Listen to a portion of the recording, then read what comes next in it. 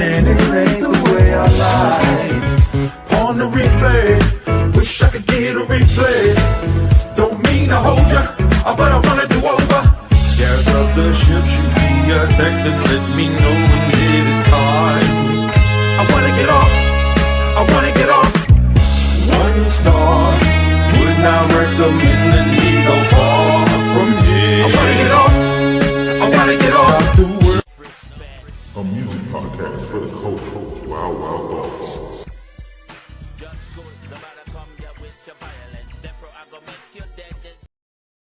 What's up, my people? We are back with another episode of Wild Wild Thoughts. It's been a busy couple of months, y'all. I know we usually been really good with our consistency, but it's been kind of crazy.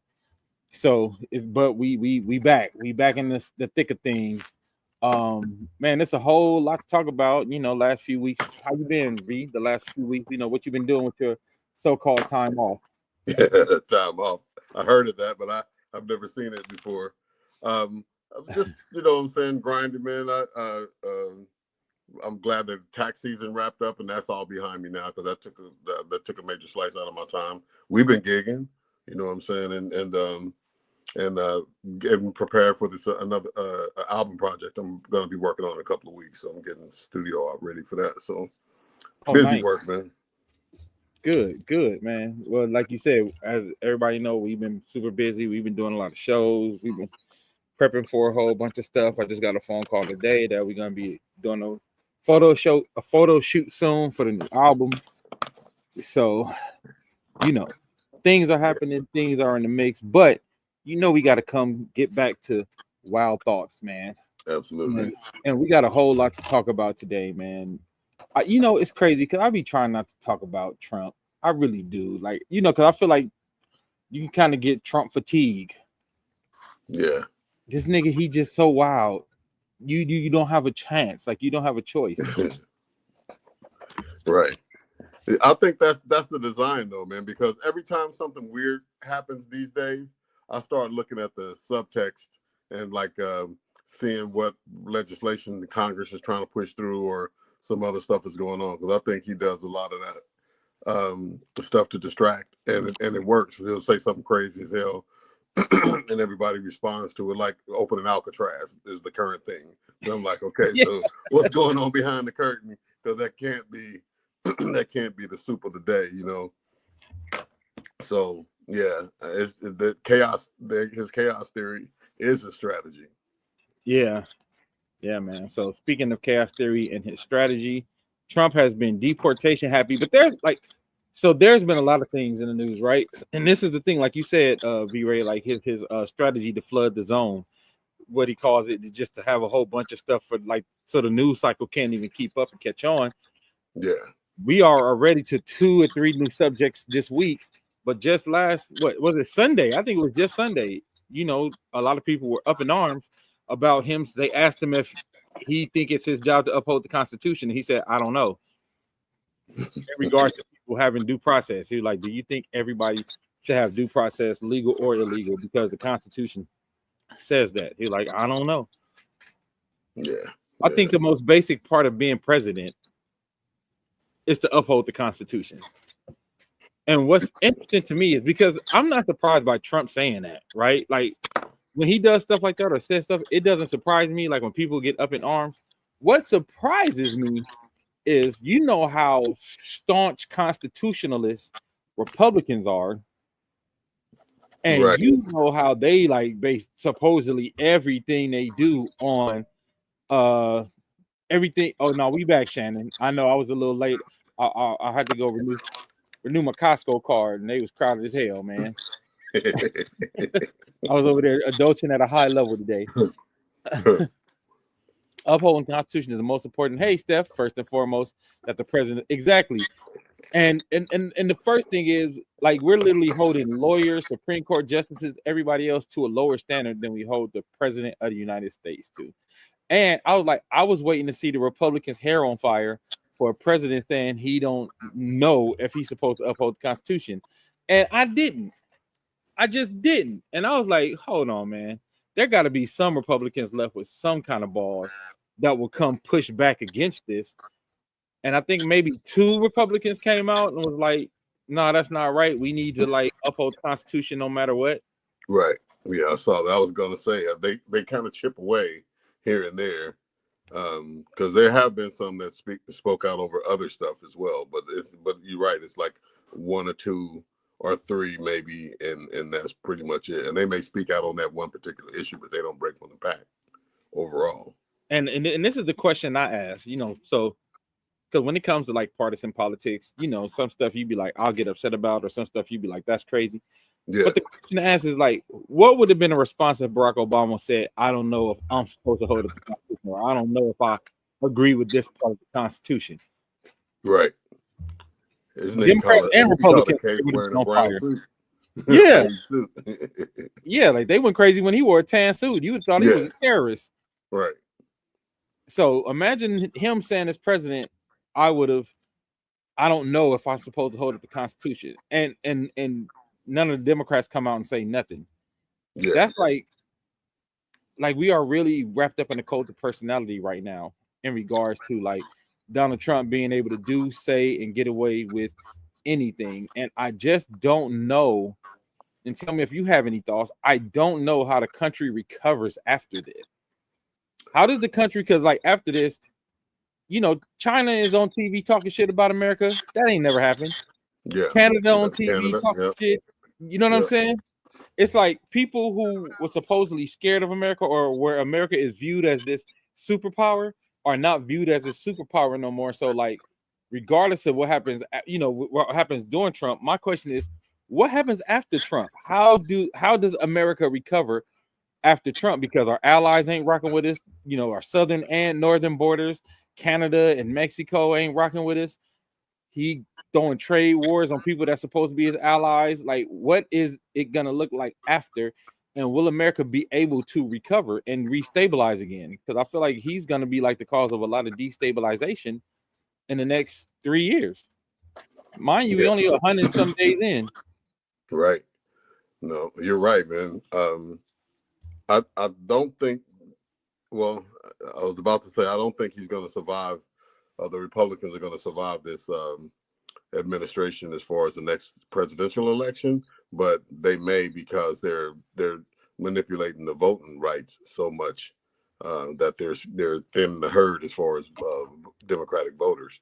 So if that happens, I think the Democrats, if they have show some strong leadership from the president down, I don't count on Congress or the Senate, but if the president if they get a president that shows some stern leadership and rights the ship, I think it could give the impression that America is back from the loony bin. You know what I mean? But if another Republican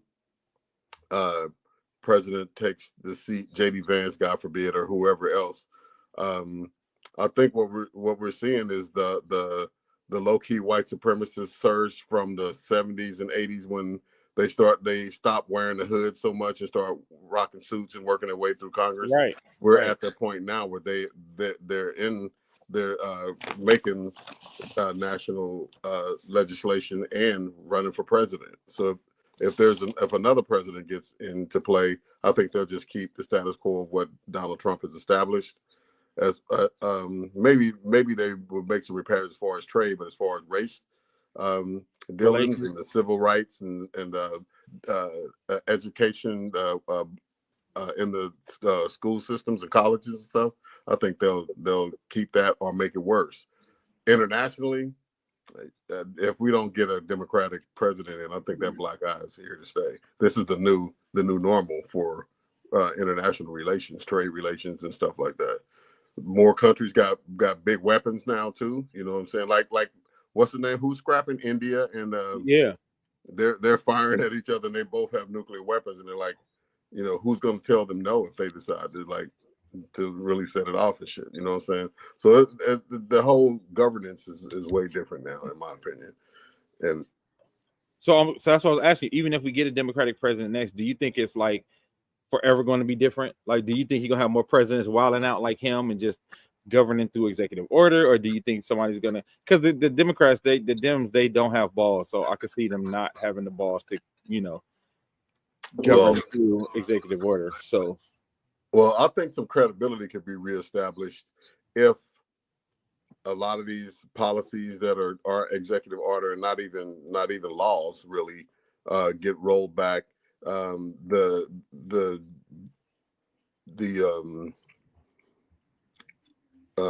like the Supreme Court and the legal system gets stabilized again. You know what I mean? Where people aren't challenging judges and kidnapping them and arresting them and shit like that. I mean, we have to look less like one of these these countries where there's regimes like Putin and North Korea and shit like that. So if we can put on some new makeup and look like, you know, things have stabilized, I think there could be some repair.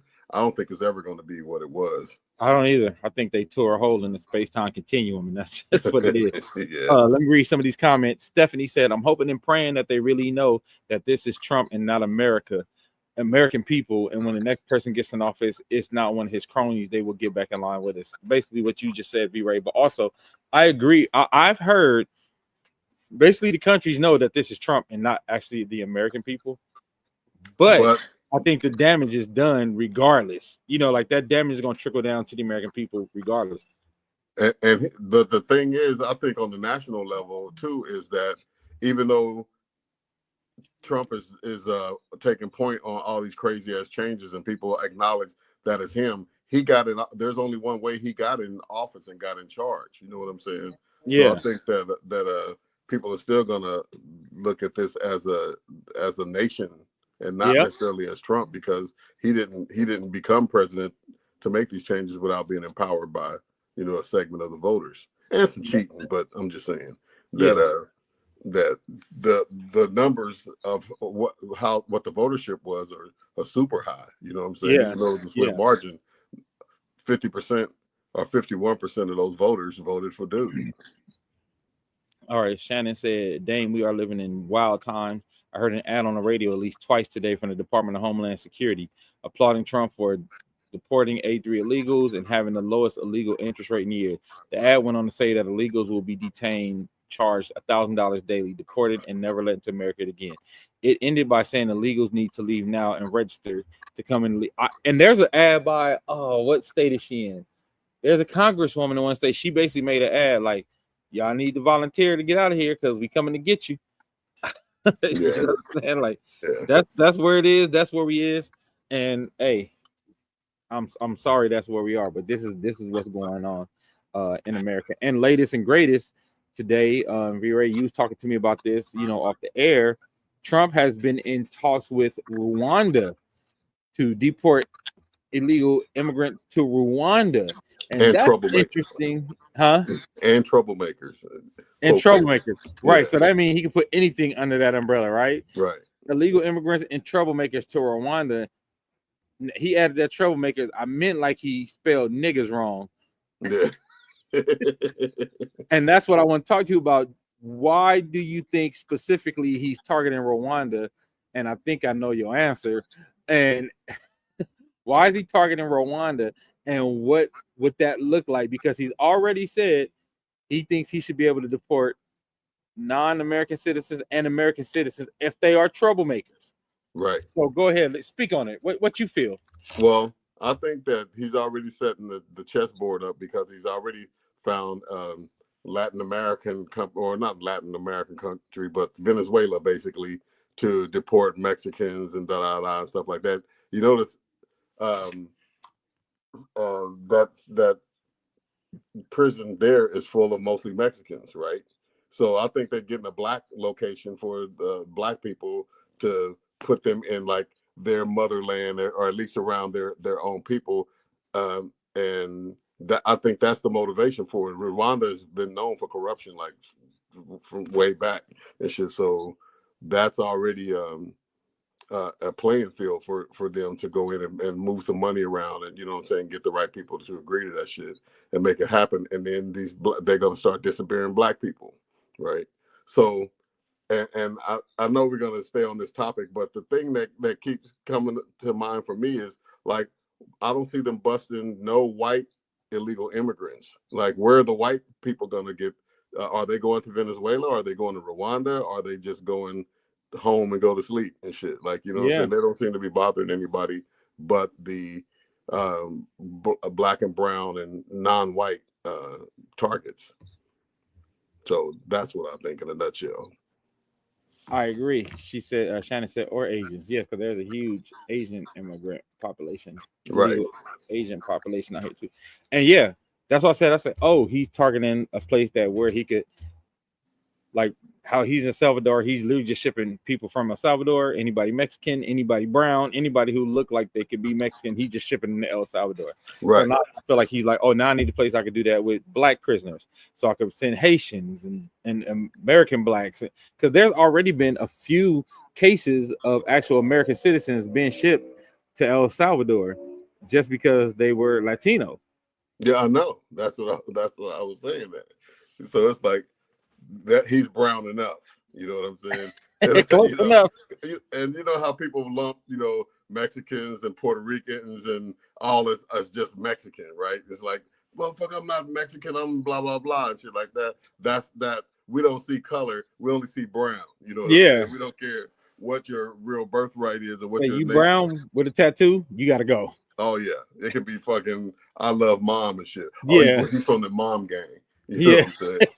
So yeah, so it's just an excuse or a landing spot for people that they consider undesirable. People protesting. He made a statement today that oh boy, the old girl, the head of the is it the FBI?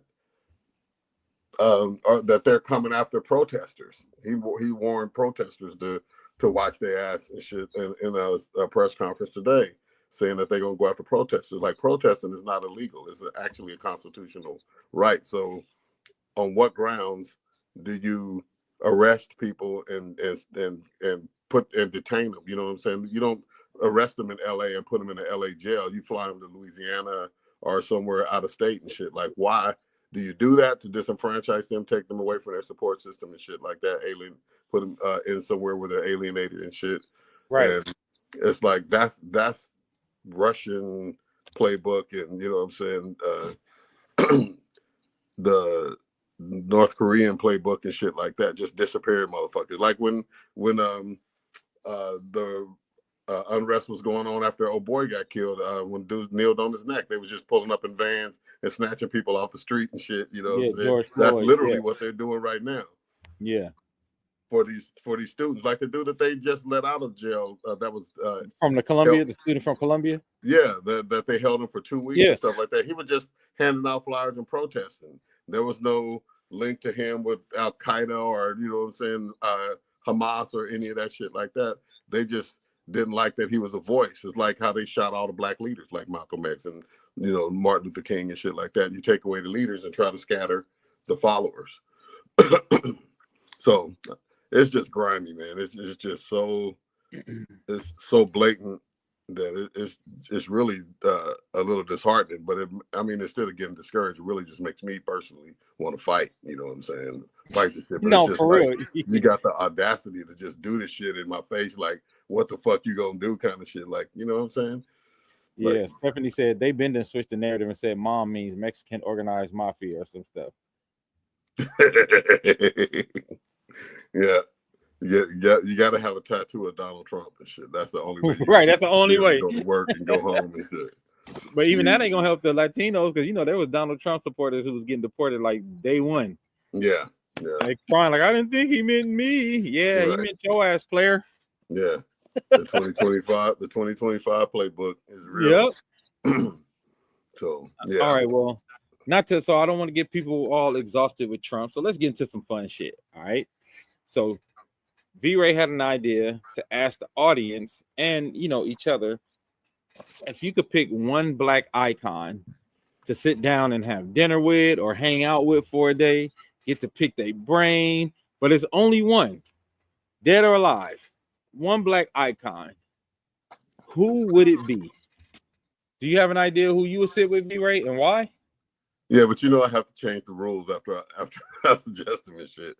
And the reason why I say that is because there's to me 3 different kind of phases that that I would think in terms of, and it's probably fair for everybody to do that if they want to do it instead of just picking one. But I think like one icon from historical icon from the slavery era. You know what I'm saying? Maybe an icon from the civil rights era. Okay. And a modern day icon. Right. Okay. That's what I thought. And after I had sent that suggestion. Okay, so there you go, people. You get 3 icons. You get one from the slavery times, you get one from civil rights, and you get one modern. Who would be the 3 icons that you would sit with? Shannon Perkins said Jesus. She got questions. She want to ask him a few things. Well, okay. So let me start with my 3 just to kind of set the tone. For me, from a slavery aspect, I really thought about the Underground Railroad chick, of course, Harriet Tubman. But I think, with my mind state, I would probably want to sit and talk with Nat Turner from the slavery days, from the civil rights era, Malcolm X, no doubt about it. and today, and from modern, from where I'm at with on a creative level right now, and with what's going on in the industry right now, I would love to sit down and talk to Ryan Coogler. Oh, 3 good ones. Yeah, that's my 3. All right, so my 3.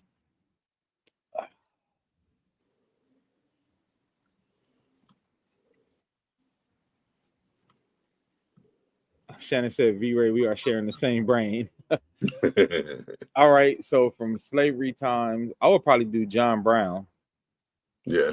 A white man who put his life on the line to try to help abolitionists. I know for sure from civil rights era, James Baldwin.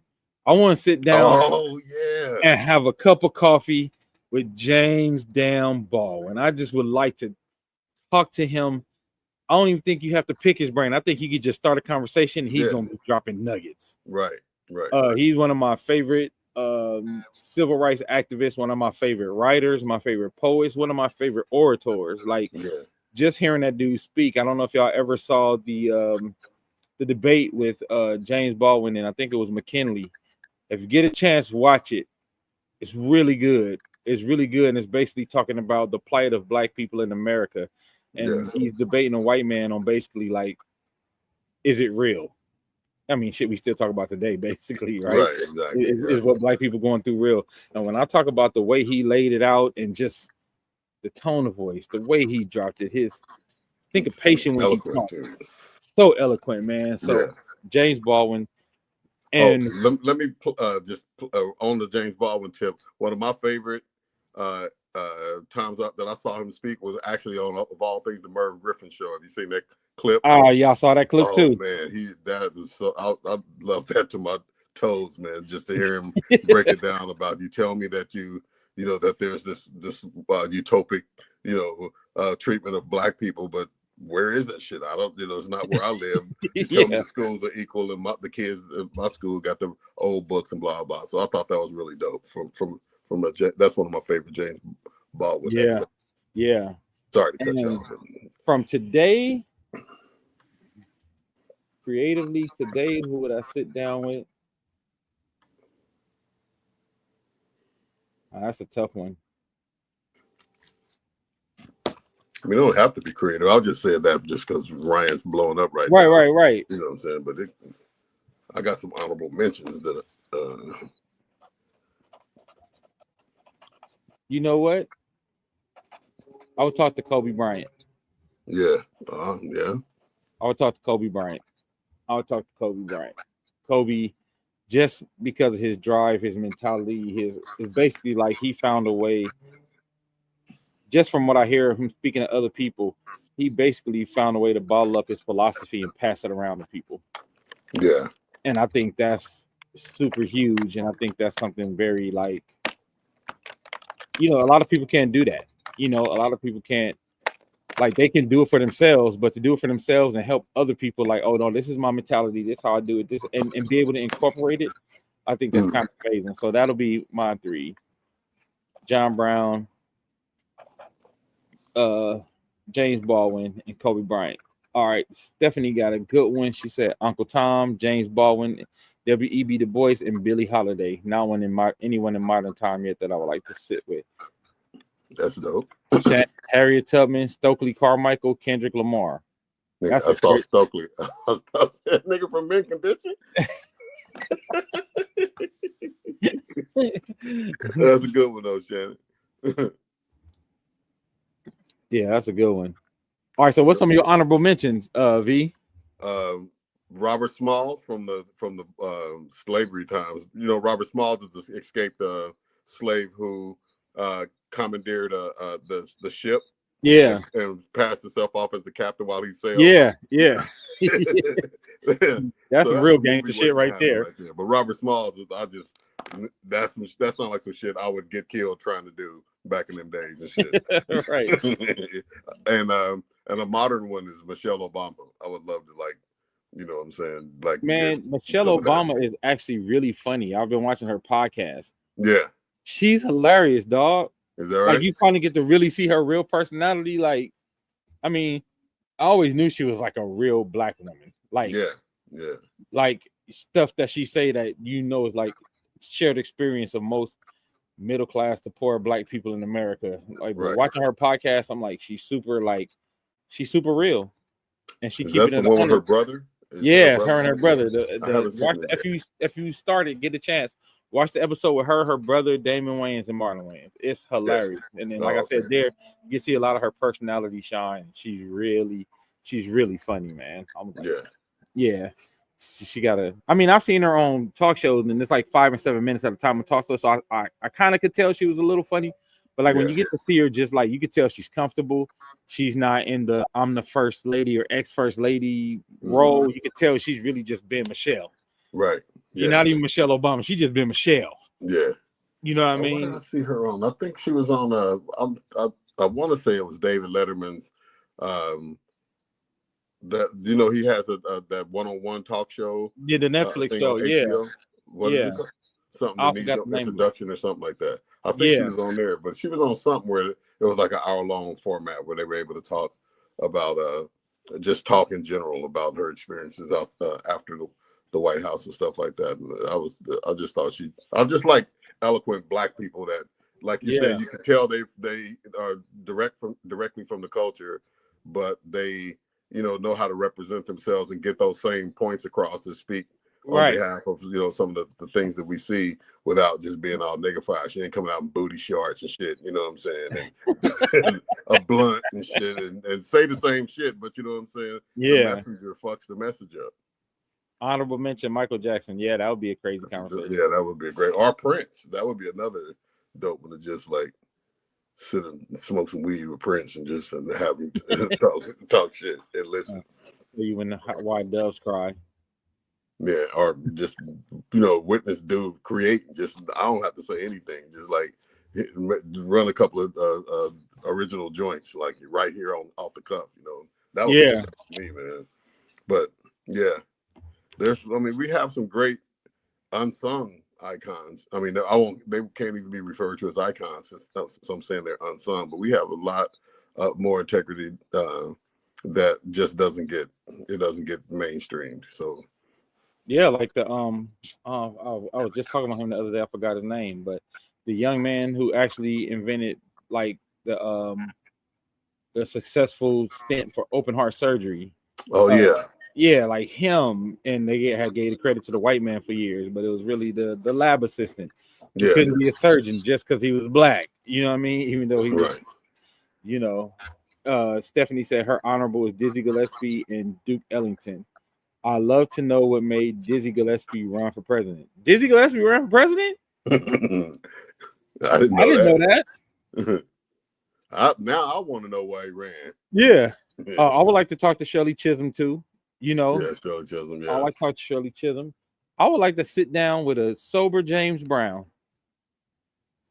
I'd like to sit down with a drunk James Brown. Like a high James Brown.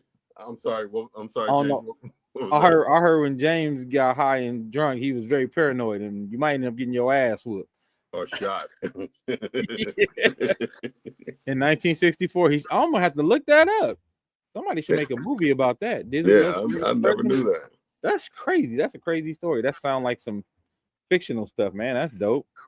Yeah.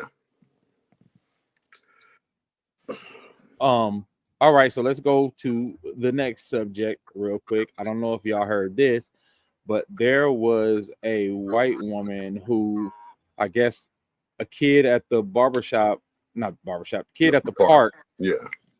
Kid at the park took something from her kid, like kids do, you know, take a toy from her, and she called him the N-word with a hard ER, and then doubled down when somebody was videotaping her. And like, if that's what he acting like, that's what I'm gonna call him. That part isn't surprising because we know Karen's gonna Karen. Yeah. But what was surprising was she did a GoFundMe and raised a little more than $600,000, and people really backing her. Like, yeah, you should be able to call little black kids the N-word. And I think that just kind of shows exactly where we are at this moment as a country. Absolutely. That's how bad it is. It was a lady on Piers Morgan yesterday, and she was like, yeah, I use the N-word, and she was just basically like, we should be able to say it, and I don't care, I'm racist. She said straight up, like, I'm a racist. I'm like, this to me is what Donald Trump has emboldened. You know what I mean? Like, and he emboldened this kind of behavior. Even if people feel like he's not racist, for some reason, the people that support him feels emboldened by him to be extra racist. So, you know, y'all feel like y'all want to figure out how to connect those dots. I think it's a little of he was racist, but tried to like maneuver within the business world and not be overly racist. And then, you know, the closet racist, you know, community in general, they kind of found each other. So I think they're finding comfort in each other. I think just as much as he emboldens the MAGA crowd emboldens him, you know. And plus he's also gonna say what he thinks his crowd wants to hear, you know, from him anyway. But I think and on the real that now that he's got some other people that like-minded people around him that he feels comfortable with, he's doing more and more. He's being more and more blatant with the stuff. Yeah, I think you might be right. Shooting for $1 million, damn. Yeah, and a lot of those people that posted that donated money to our girl, they would all say some kind of racist, you know, slogan or byline or right, or some kind of shout out to Hitler or some shit. Right, right. Like, so it's not in the closet at all. Yeah, it's not in the shadows at all anymore. Shannon said people better be careful. We are moving in times where it's eye for an eye. Look at the black father who killed the police officer for killing his son. I didn't see that. Yeah, but I don't disagree with that. Now, what happened? I don't know what the circumstances were when his son got killed, but the next day, the father was in a vehicle and he ran over dude. So no, and then they arrested him. I guess that was his arraignment or something where they were he was coming out of court and was walking by all the officers lined up that were, I guess, in attendance or in the hallway or whatever. And he was like, I don't give a fuck, you know what I'm saying? You could tell that the expression wasn't remorse. Yeah. What I don't understand is where the hell is she relocating to? Somewhere just probably a better neighborhood that she can get $1 million house. She'll be in Nebraska or North Dakota or one of those states that or Missouri or Texas. Yeah, where they want to secede from the union anyway and become their own independent country and kind of mentality. That's where that person would be embraced, just like those cops that do racist shit and then they go somewhere else and get on the police force, get a job, yeah, out of town and shit. It's like there's safety nets and soft landings for people like that. Sadly, and don't give a shit about the story being nationally known. That's really what promotes this shit. Like the chick went viral for calling the baby a nigga, and she didn't start the GoFundMe or whatever that site is where they're raising the money. That somebody else started it for her. I think the chick that was on Piers Morgan, if I'm not mistaken, some lady saw the article and started the fundraiser saying she's gonna need to relocate and stuff after this, you know, this starts getting this blah blah blah and all this shit like that, and that's where it kicked off at. So somebody saw that and said, "Damn, we need to help her." Yeah, exactly. That's the Of crazy all the part. opinions, all the reactions, that was the one. And then people have rallied around to get over $700,000 raised. Like, bruh. Crazy. And they out there in droves. They got to be for that kind of money. It's like, who are these people? They might be your neighbor, somebody that's Yeah. smiling at your ass every day. That's like, who the fuck was buying Milli Vanilli albums and shit? You know what I'm saying? Nobody would come out and say it, but they was going platinum like a motherfucker and shit. So somebody's donating this money somewhere, like, you know. So, and it ain't always the overt racist, I'm sure. People that can hide behind their computers and shit like that and have a handle or a name that don't have and a profile that don't have no picture to it, so they can be anonymous and spew their shit. Yeah. There's probably more of them than there are overt racist any fucking way. So you never know. Yeah. Stephanie said, speaking of Piers Morgan, what was this beef between him and Kanye, other than the fact that Kanye told everybody he was gay? Kanye told everybody that Kanye was gay, or Kanye told everybody that Piers Morgan was gay? Which one is it, Stephanie? I can't keep up with Kanye and his antics. He's just as bad as Donald Trump. And his is literally just for attention. Yeah. He's slowly turning into Orlando Brown. I think that nigga crashing out. Yeah. It's crazier when you got enough money to like keep, you know, the authorities and people at arm's length while you doing all this crazy shit. You know, if he was poor, they would have been through the net over that nigga and took him somewhere and shit. You know what I'm saying? This nigga's rich.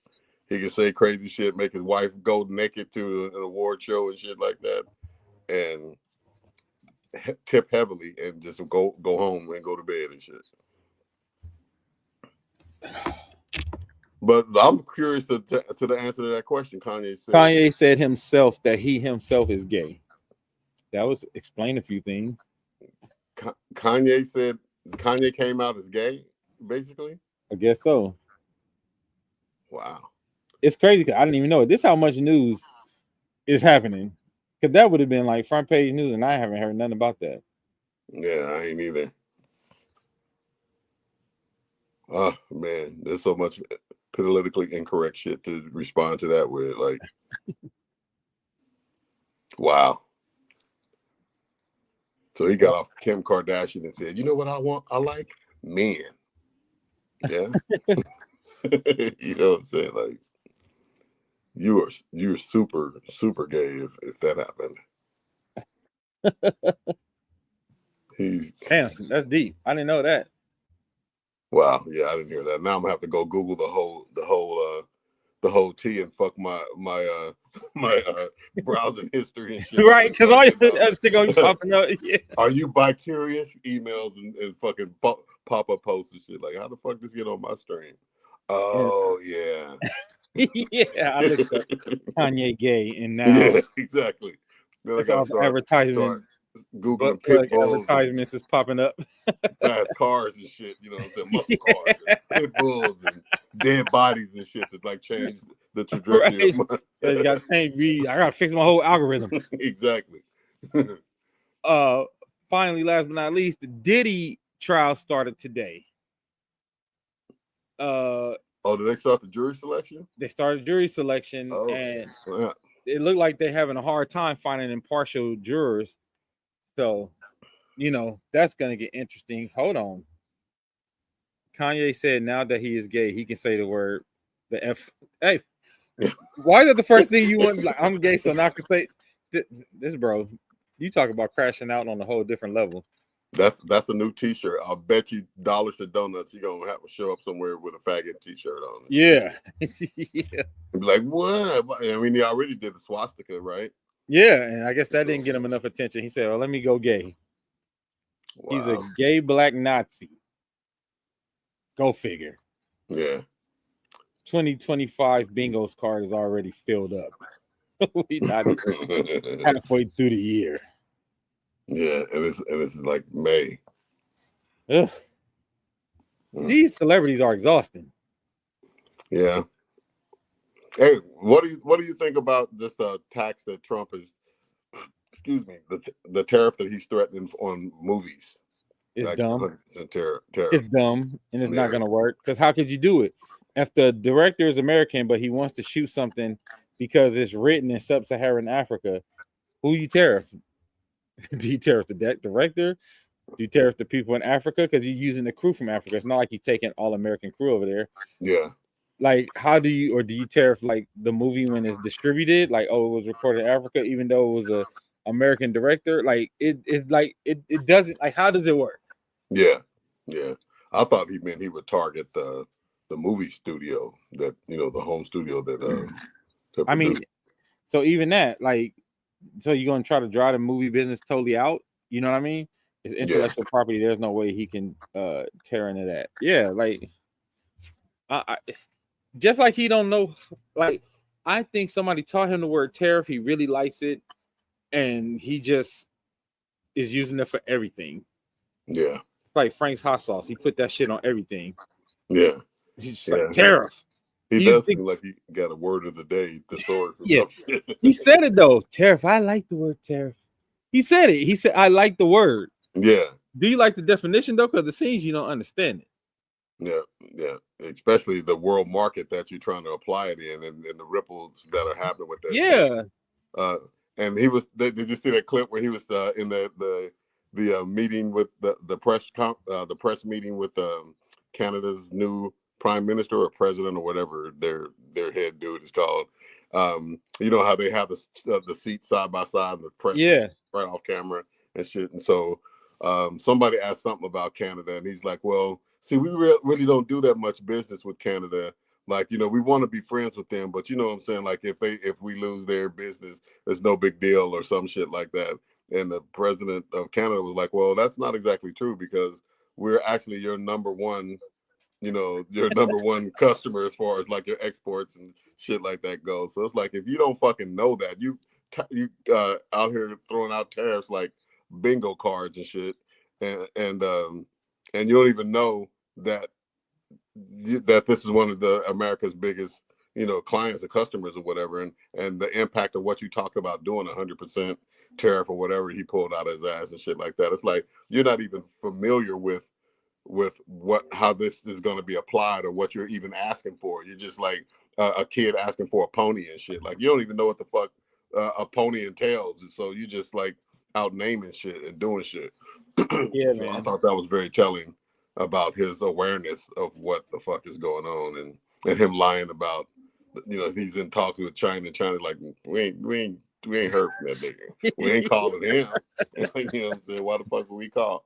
So it's just funny. Like, this dude is just trying to fly by the seat of his pants on some real world shit that is like, bro, you don't have the capacity, you don't have the luxury of being wrong on this kind of shit, and learning as you go along, and people coming to whisper to you, no, Mr. President, that's actually 4 + 4 is actually 8. Oh, it's 8. Oh yeah, it's 8. You know what I'm saying? And he starts to like project it like it's his own idea and shit. Like, you dumb motherfucker. Like, you're dumb in real time. But we see all of this happening though. It's not like it happened behind the scenes. Like, right, exactly. We literally see all this happening. It's one thing to be stupid, but to be stupid in real time is like a whole other kind of dumb. Because not only are we seeing these press conferences, Russia, China, Finland, everybody's tuning into this shit. You know what I'm saying? Exactly. So it's just like a damn comedy. You said, you nailed it a few weeks ago when you said it's like episodes of Veep on happening in real time. Yeah. Like, this shit is so dumb it can't be real, but it's everyday real shit. Yeah. Fucking terrible. Stephanie said, funny thing is that all his people that he's trying to impress that have these multi-million-dollar businesses overseas is going to tear into his ass something serious as soon as it start hitting the pockets. That's why Musk got out of Dodge. Oh yeah. Like, once he started hitting his oligarchs, his millionaires who gave him all that money, he's going to be reversing a whole bunch of stuff. He's already reversing a whole bunch. He's doing it daily and shit. He come out and say something 2 days later. Like, he acting like a tough guy and coming back like, I didn't mean it. Yeah. Like, you should look up this this episode of what's her name, the chick that's on MSNBC with the glasses, the round glasses, damn, Rachel Maddow. Oh, Rachel Maddow. She has this one thing that she did called Oops. Have you seen that? Nuh-uh. She just goes down the line for the first 100 days of all the things that he announced, these executive orders that he had to turn around, like the next day or within 48 hours and shit, and take it back or change it and shit like that. It's just a whole bunch of things. Every time she explains something, she ends the piece with "oops," and it goes into the explanation of why it had to be reversed. There's so many of it. It's just hilarious because she doesn't run out of material with it, and then she oopses all of those so things. much. Yeah. It's hilarious, and it's fucking sad at the same time to be like, this is the state, this is the America that everybody sees, not just us. Yeah. And not just for the people that didn't vote for him that laugh at his ass over that shit. It's laughable, but it's our nation. This is how we're represented globally. Yeah. Right? Yeah. Anyway, I get it. I'm saying, let's see what the next 100 days brings. Thank everybody for joining. Thank everybody for the comments, keeping it popping, and thank y'all for coming back. Like I said, yeah, we had to come back. We had a busy few weeks, but we back now. Wild Bunch got a few things coming up. If you're in the Hawthorne area, Wild Bunch will be playing a Mother's Day event Saturday from 11 to 3 in Hawthorne at it's a park. I forgot the name of it. Hawthorne Memorial Park on El Segundo and Prairie. So El Segundo and Prairie from 11 to 3. So come out. It's a Mother's Day event. So, if you want to come have some fun before the karaoke night, come check us out, have some fun, and let's honor some mothers. That's right? 3901 West El Segundo Boulevard. All right, say it one more time. 3901 West El Segundo in Hawthorne. There y'all go. All right. So come rock with us. Thank y'all for rocking with us, and we'll see y'all next week. This has been Wild Thoughts. We are out. Karaoke night is going to be on the last Thursday of this month, Stephanie. So start getting prepped. Last Thursday of this month. It'll be the 4th Thursday of the month. All right. Until next time, y'all. We love y'all. Wild Thoughts. We out of here.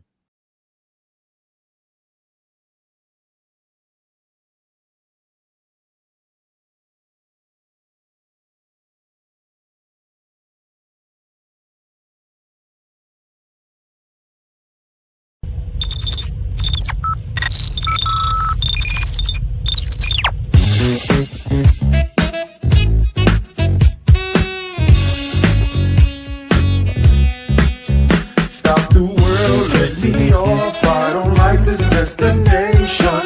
I like a transfer to the express line. I gotta get off. Electric slide to the devil doors of life. Things are changing and it ain't the way I like. On the replay, wish I could get a replay.